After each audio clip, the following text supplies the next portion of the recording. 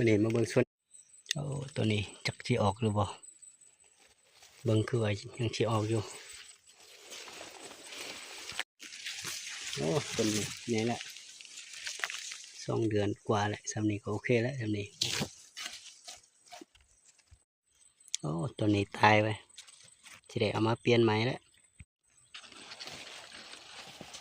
โอ้ตัวนี้กำลังงามคักอยู่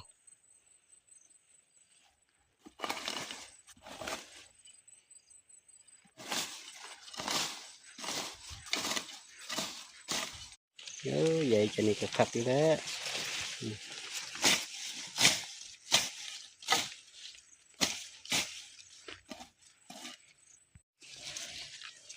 ตัวนี้กำลัง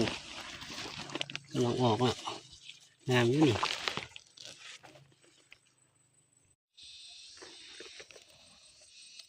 นี่กำลังออกแล้วโอ้ตัวนี้กูกำลังจีออก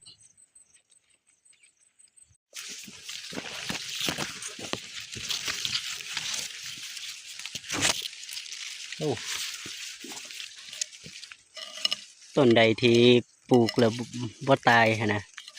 ก็จะประมาณนี้เนาะตัว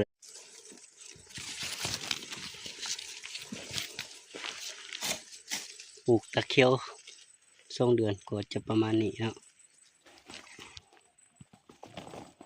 มือไม้เด้อ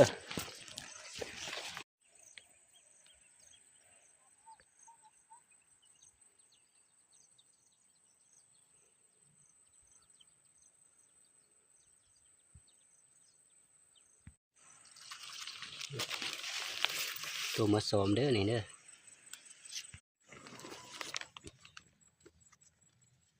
ตัวสิชูนอเต็มมือนั้นงามแล้วเนาะใหญ่แล้ว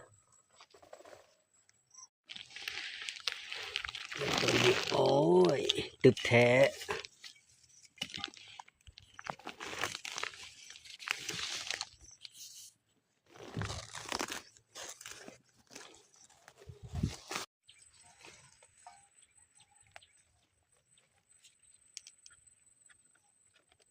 โอ้ยอย่าหุ่มจนใบเลื่องเลย